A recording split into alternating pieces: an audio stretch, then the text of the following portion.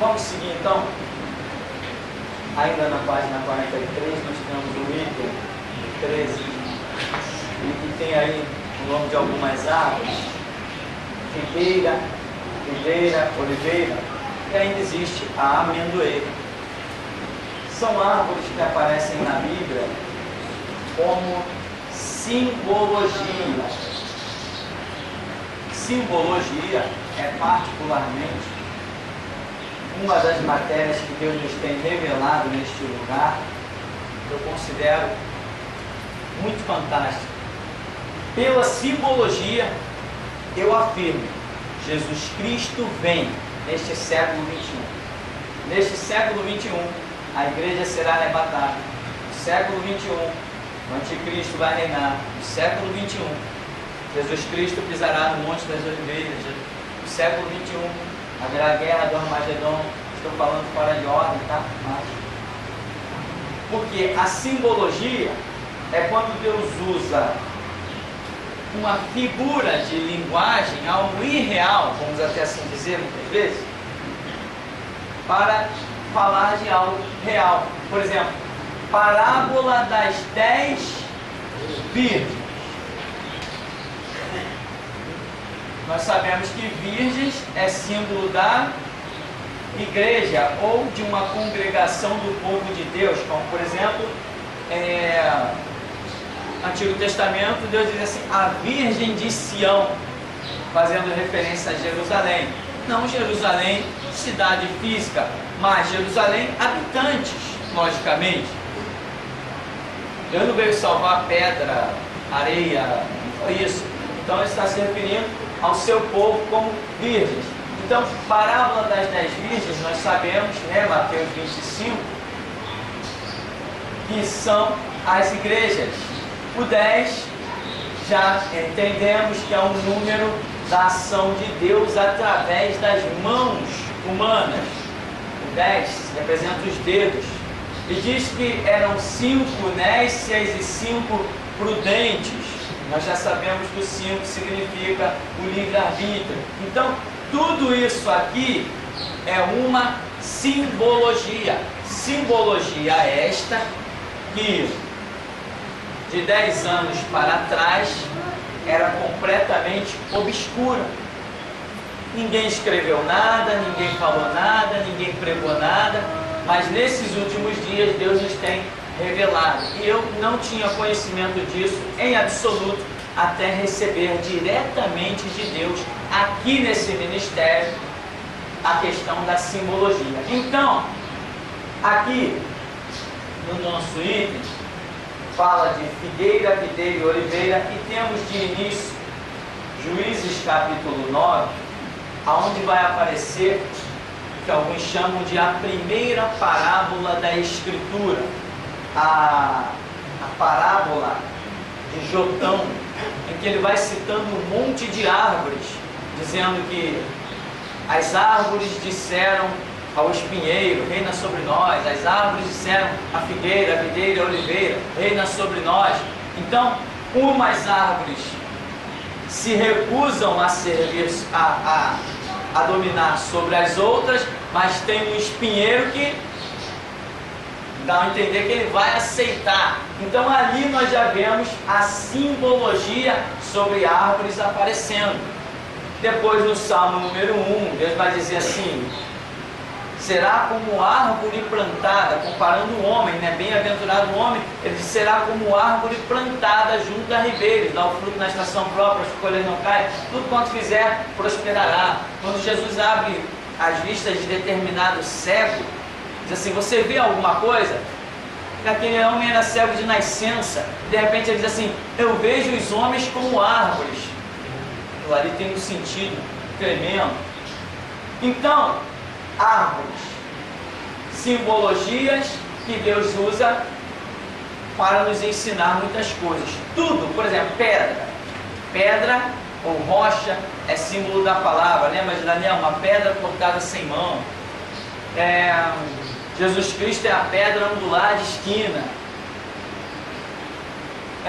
e tantas outras, né? Ai daquele que esse for uma rocha de tropeço, pedra de escândalo, coisas desse tipo, que nós vamos ver, acredito, mais pra frente aí, bem detalhadamente. Então aqui, as árvores diz, em Abacuque 3,17, por exemplo, ainda que a figueira não floresça, não haja fruto na videira e o produto da oliveira minta. Então, quer dizer, figueira, videira e oliveira. 3 árvores que simbolizam o Pai, o Filho e o Espírito Santo. O Pai é a figueira, o Filho é a videira, o Espírito Santo é a oliveira. São árvores que têm particularidades muito interessantes. Uma delas, inclusive, né, que eu acrescentei, a amendoeira. Elas têm dentro, daqueles que entendem de... Como é que chama esse negócio? Entende? Não é botânica, não. De climas. Cada árvore tem a sua particularidade. Lembra quando Deus falou com Jeremias? Que vê Jeremias? Ele diz assim, veja uma vara de amendoeira. Ah, viste bem, porque eu velo sobre a minha palavra para cumprir. Então dizem os historiadores que naquela época em que Jeremias viu aquela vara de amendoeira, tinha a ver, exatamente aquela estação, tinha a ver com aquela situação. Porque a amendoeira é a primeira árvore que já anuncia a mudança da estação. Parece, não sei se é outono, ela anuncia uma mudança de estação. Então Deus estaria, através de Jeremias, através desta visão, mostrando que traria uma mudança, dentre tantas outras coisas que tem a simbologia. Então o que acontece? Deus muda os tempos e as estações. Aqui, o que nós queremos ver muito especificamente são a particularidade dessas árvores. Se não todas, por algumas contradições que já existiram por aí, devido às espécies diferentes, climas e etc. Do tronco, elas dão fruto. Como, por exemplo, a videira, a oliveira, né? A figueira e a amendoeira. Existem algumas figueiras que florescem. Houve uma vez alguém que comentou isso numa aula aqui, e eu fui pesquisar na internet e vi uma raridade. Mas aqui mesmo em casa já teve figueira e nunca deu flor. E eu nunca vi figueira com flor, mas na internet dizia que aquela árvore era uma figueira e mostrava suas flores. Flores nascidas assim do tronco e que davam seu fruto. Mas as demais, videira, oliveira e amendoeira, elas diretamente do seu tronco, elas produzem o seu fruto.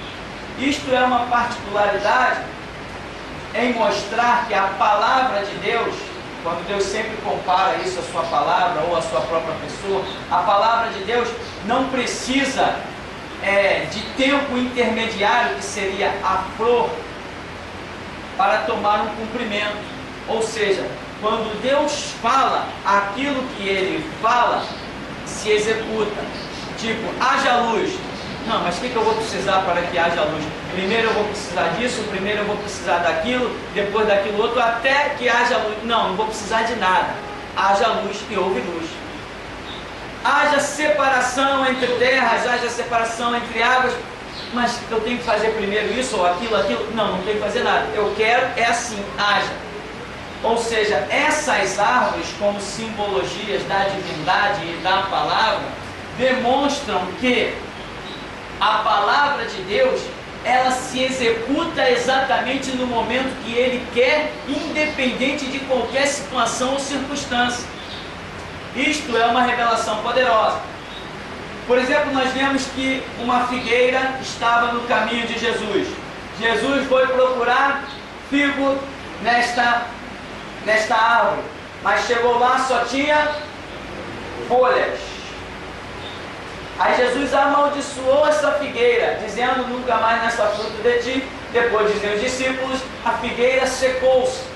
Esta figueira é símbolo da nação de Israel. E ao mesmo tempo, figueira é símbolo do Pai, a quem a nação de Israel conhecia, o Deus Pai, o Deus de Abraão, de Isaac e Jacó. Eles só identificavam como sendo o Deus Pai. Essa simbologia aqui, você vai ver ela espalhada por toda a Escritura.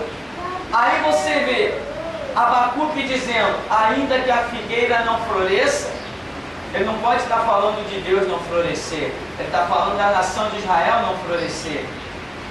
Aí vem Jesus e amaldiçoa uma figueira, e nós vemos que figueira desde o Antigo Testamento é símbolo da nação de Israel.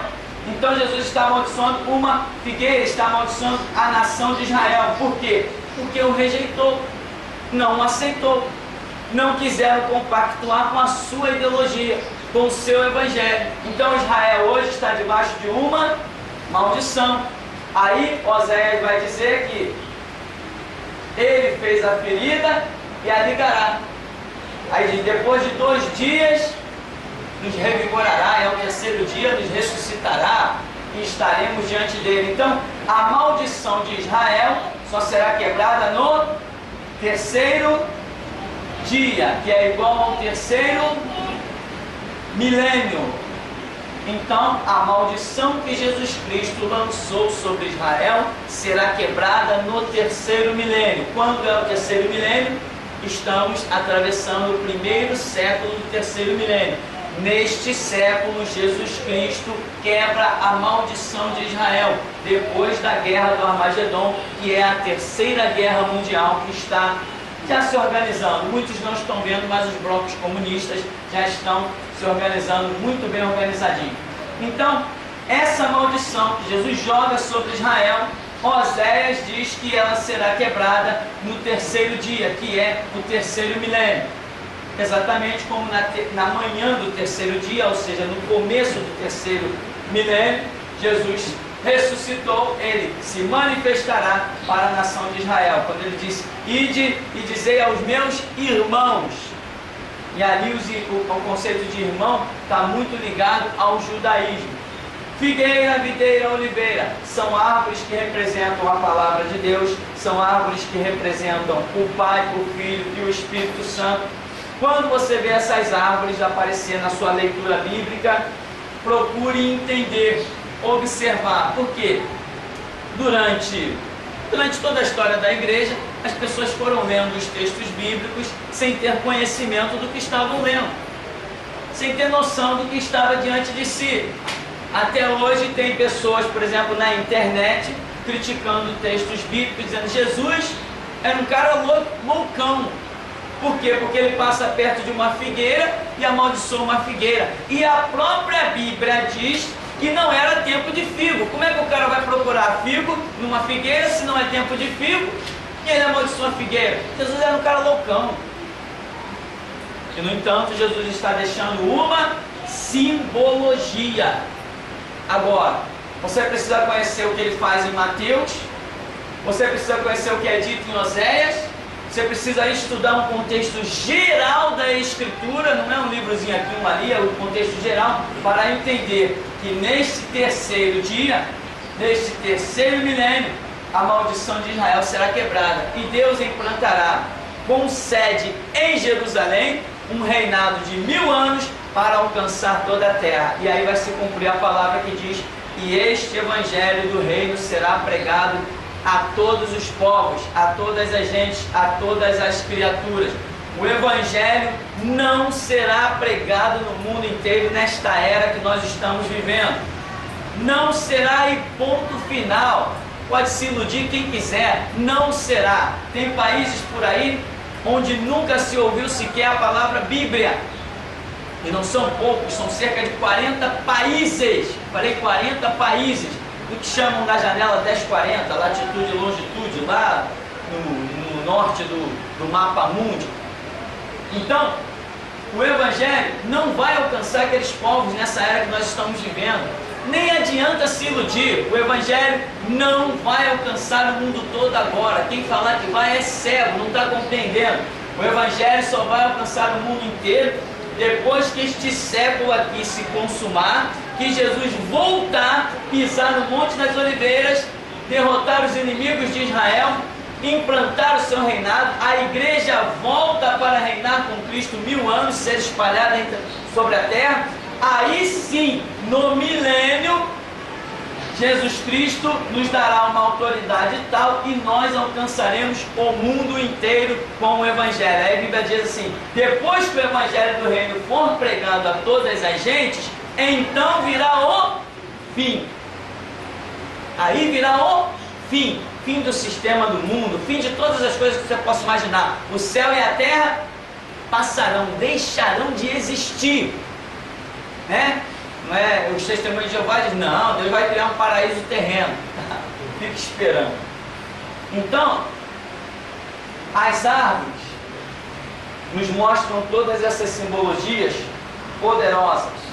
Aí tem aí os textos de Juízes, Abacuque, Mateus 21, que é da figueira, quando ele amaldiçoa, e ainda tem o texto de Marcos capítulo 11. Então, meu irmão, estude isso, analise e compreenda com muito carinho, né? Israel é representado por uma figueira. Eu vejo que a igreja, como a igreja acaba tomando o lugar de Israel, a igreja passa também a ser representada por uma figueira, porque nós temos dito, e eu creio acertadamente, somos o Israel de Deus. Como Deus tinha um plano com Israel, Israel prevaricou, negligenciou esse plano, Deus tira a unção que estava sobre Israel, edifica a igreja e joga essa unção sobre a igreja. Hoje Israel não glorifica a Deus. Israel hoje está debaixo de maldição, né? Então, mais uma coisa que nós temos que fazer, como uma mensagem recente que passou, nós temos que desjudaizar a igreja. Desjudaizar, ou seja, a igreja está completamente judaizada, tanto em utensílios que faziam parte da cultura de Israel, lá do templo, como a igreja está judaizada na própria pessoa do judeu. Ah, aquele cara é judeu. Poxa, o judeu sabe muito de Bíblia, mas que eu ele não sabe. Mas não sabe mesmo. Se o judeu soubesse tanto assim de Bíblia, ele tinha que ser discípulo de Cristo. Ele não é, então eu sei mais que ele.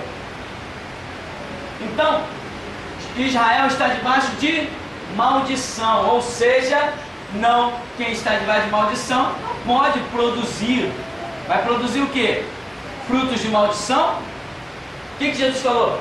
Nunca mais nasça fruto de ti. Esse nunca mais, nós bem sabemos que ele está dentro de uma dispensação, que é a dispensação que hoje nós vivemos, chamada graça, que está terminando já com a restauração. Então, essa dispensação chamada graça foi o que Jesus falou de um período que ele diz para a nação de Israel: nunca mais nasça fruto de ti. Desde que Jesus fundou a sua igreja, Israel foi sumindo e perdeu completamente a sua expressão. Hoje Israel espiritualmente produz o quê? Você conhece algum judeu pregando o judaísmo? Você conhece algum judeu ensinando o judaísmo? Você conhece discípulos do judaísmo convertidos ao judaísmo? Você conhece alguém cheio do poder no judaísmo, curando enfermos, expulsando demônio? Não. Os judeus estão debaixo de maldição. Ainda tem chance para eles aceitar Jesus e escapar da maldição nessa época. Se não, eles serão agora, em breve, em poucos tempos, cercados na Terceira Guerra Mundial, na chamada Guerra do Armagedon.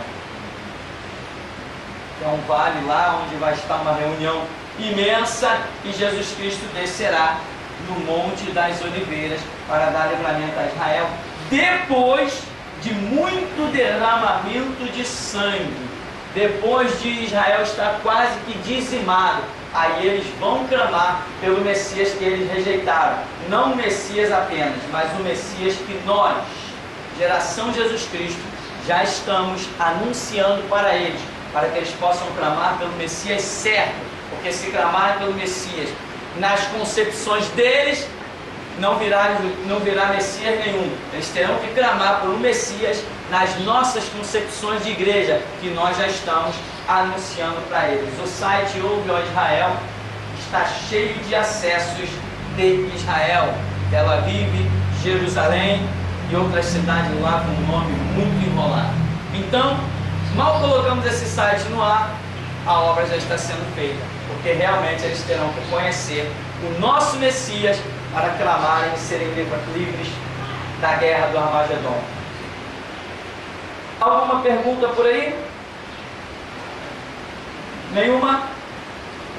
Nós vamos então rapidamente encerrar com mais um detalhezinho só para completar essa página 43. Tinha muitos detalhes para falar sobre essa questão das árvores, mas eu sei que se você estudar, você vai aprender muito mais. Nem tudo será dito aqui, né? Nós já falamos sobre isso. Diz assim, o item 14 da página 43, Romanos 2, 12 e 16, critérios de julgamento.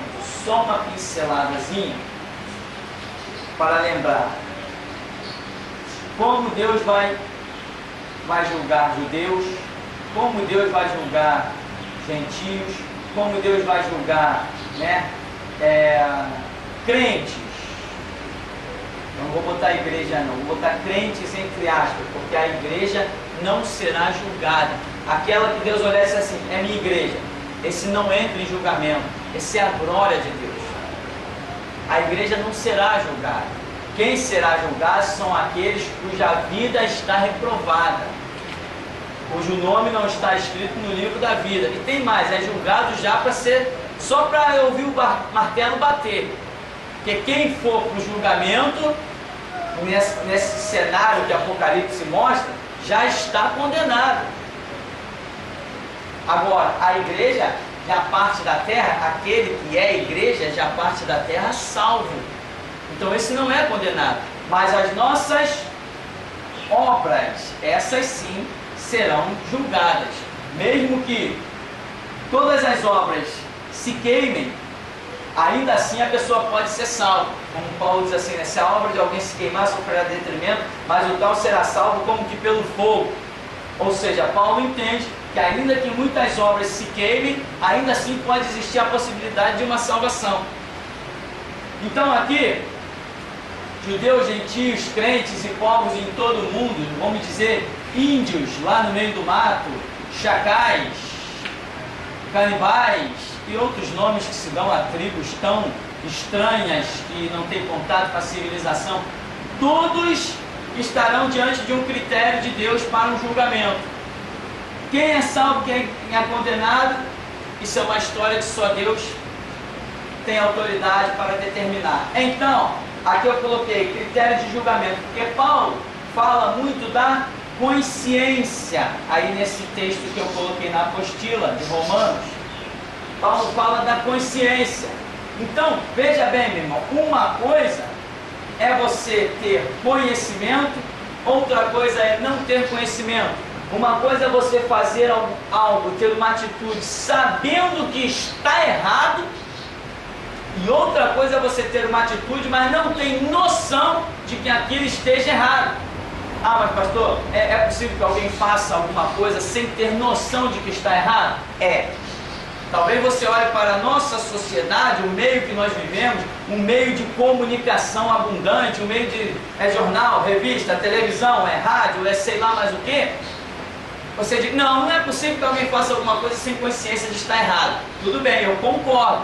No meio que nós vivemos, cidade grande, é até possível que alguém tenha uma atitude, né? Todas as atitudes tenham consciência de que está errado.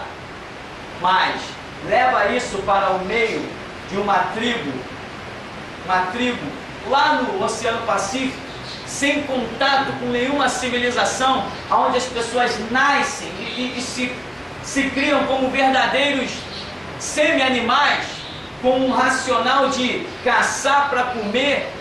Uma vez o camarada sendo entrevistado no meio do nada, o repórter fazendo uma pesquisa sobre o peixe-boi.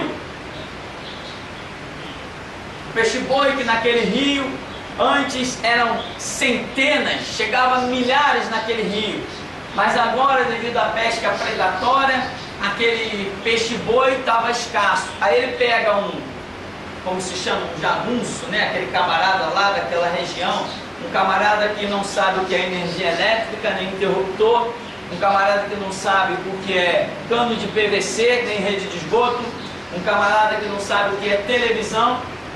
Se perguntasse para ele assim, você já ouviu falar em Xuxa? Ele dizia, não. Já ouviu falar em Ronaldinho? Não. Já ouviu falar em Pelé? Não. Olha a consciência desse ser humano. Ele nasce, ele sobrevive da terra, e somente da terra. Aí perguntou-se para ele, você pesca peixe-boi? E ele dizia assim, pesco peixe-boi. E você tem coragem de matar o peixe-boi? Aí ele dizia assim, pô amigo, se não matar não dá para comer, né? Tem que matar para poder comer. Você entende a consciência de um ser humano desse? Pega aquelas pessoas que estão com fome ali na central do Brasil, manda ela fazer uma conta de 3 vezes 3. O raciocínio não funciona, meu irmão. Não existe, sabe? A vida às vezes para alguns vira por instinto. Então, não ouses pensar que o critério de julgamento que Deus trará sobre Rio de Janeiro, cidade grande, é o mesmo critério que Deus vai usar numa tribo indígena. Claro que não. Então, Paulo diz assim, todo mundo faz as suas atitudes mediante a sua consciência. Alguns dizem, é o livro da consciência. Tudo bem, podemos chamar de livro da consciência. Então, mesmo no seu mundinho de pouco conhecimento, pouca cultura ou nenhum conhecimento, a consciência, dentro dos critérios de Deus, é que vai determinar como ele vai julgar cada caso. Julgamento não cabe a nenhum de nós, ninguém na igreja tem a unção para julgar nada. Então, Paulo dispõe, falando dos judeus, falando dos gentios. Os judeus seguem a lei, então eles vão ser julgados pela lei, mas os gentios que não têm lei serão julgados segundo a sua consciência. É uma visão que Paulo coloca, particularmente eu acho bem interessante. Agora, um outro detalhe nessa questão de julgamento é, quem não conhece Jesus vai para o inferno? A Bíblia diz que quem não conhece Jesus vai para o inferno? Aonde que a Bíblia diz isso? A Bíblia diz que quem negar Jesus, não tenho dúvida, a Bíblia diz que quem nega Jesus vai para o inferno. Isso aí eu posso afirmar. Negou Jesus, foi para o inferno. Agora, negar é uma coisa e não conhecer é outra. Eu acabei de falar aqui de mais de 40 países onde o nome Jesus Cristo nunca foi ouvido. Onde o nome Jesus nunca foi ouvido. Lugares onde as poucas rádios que tem não falam absolutamente nada de religião. Lugares onde energia elétrica é luxo. Telefone nem pensar. Então, essa questão do julgamento, que está baseada em Romanos 12, requer a nossa atenção. Porque muita gente, às vezes, fala do que não sabe. Negar a Cristo condena-nos ao inferno. Não conhecer a Cristo, como é que Deus pode me julgar pelo aquilo que eu não conheci? Você não aceitou meu filho Jesus. Que filho? Seu filho, se eu tenho um filho, onde que ele nasceu? Ninguém nunca me apresentou ele. Está entendendo? Então, negar a Cristo é uma coisa, agora não conhecer é outra. Eu não posso ser julgado, condenado pelo que eu não conheço. Então, quando Deus for julgar os chacais, canibais, os gentios, sei lá da onde, ou até, seja como, ele vai ter que ter um critério. E o critério não poderá ser só a pessoa do Senhor Jesus. Porque a pessoa do Senhor Jesus não é conhecida no mundo todo, ao contrário do que muito crente pensa. Tem gente que pensa que Jesus é pregado no mundo todo, não é mesmo. Tem 40 países aonde o nome Jesus nunca foi mencionado.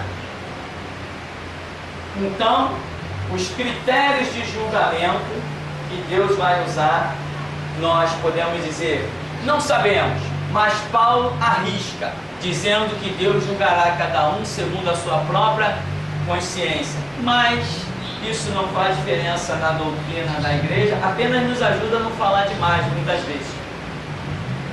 E quem viver, verá, ou então quem morrer, verá. Amém? Nós tínhamos ainda aí duas parábolas para examinar, que são importantíssimas, mas o nosso tempo já venceu e o calor já nos conquistou.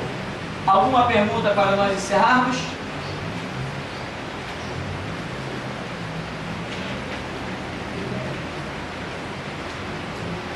Ninguém? Todo mundo está sabendo tudo? Né? Então nós vamos ficar por aqui. Essa questão de julgamento não cabe a nós mesmos. Não vamos julgar ninguém. Os critérios não são nossos, mas é bom a gente saber que nem sempre o que a gente pensa é o que é certo. Muita gente diz assim, eu tenho que pregar, porque se eu não pregar as pessoas vão para o inferno. Opa, é uma ideia maravilhosa. Eu tenho que pregar, eu fui chamado para pregar. Mas não está escrito que se as pessoas não ouvirem de Cristo, que vão para o inferno. Ah, então deixa cada um seguir o seu caminho? Não. Tem pessoas que têm consciência de que estão fazendo coisas erradas. E mediante a pregação é que elas, pelo toque do Espírito Santo, realmente cedem ao arrependimento. Então a minha missão é muito importante, eu tenho que pregar. Mas eu não posso dizer que quem não ouviu falar de Jesus vai para o inferno. E isto a Bíblia não diz. A Bíblia diz que Jesus é uma porta maravilhosa de arrependimento, etc, etc, de salvação. Mas ir para o inferno não está vinculado a não conhecer Jesus. Está vinculado ao negar Jesus. Vamos falar com Deus. Amado Deus, Pai querido, te glorificamos nesta manhã preciosa, Senhor, em que mais uma vez te agradecemos pelos nossos passos ter sido dirigidos até aqui. Deus, manieta principados, potestades, hostes infernais da maldade, no caminho do teu povo nesta hora, envergonha os dardos inflamados do maligno, ó Deus, o laço do passarinheiro, a peste perniciosa, a mortandade que assola ao meio-dia. Deus, que caiam por terra os teus inimigos e que seja estabelecido o nome do Senhor, a casa do Senhor, a glória do Senhor. Nós te damos graça em estarmos aqui nesta manhã para te pedir, ó Deus, unge a nossa mente, abençoa a nossa compreensão, nos impele a oração, nos impele a escritura, nos ajuda na nossa fraqueza, fortifica-nos, ó Deus, nas nossas debilidades, Senhor, ajuda-nos, impulsiona-nos, ó Deus, pois nós sabemos e confessamos que sem ti nada podemos fazer. Por isso capacita-nos a aprender, capacita-nos a orar, capacita-nos a buscar. Ó Deus, nos dá um discernimento para compreender que a nossa leve, momentânea vida neste mundo não se compara com a glória que em nós há de ser revelada. Precisamos dar tempo para o Senhor, precisamos buscar o Senhor, precisamos compreender as coisas do Senhor, para que chegue uma hora que o Senhor possa nos enviar, ó Deus, e assim possamos nós cumprir o seu ide e reservarmos, ó Deus, o nosso galardão. Por isso nos abençoa nesta manhã, nós te damos graças em nome de Jesus. Amém. Amém, irmãos? Vamos em paz em nome de Jesus.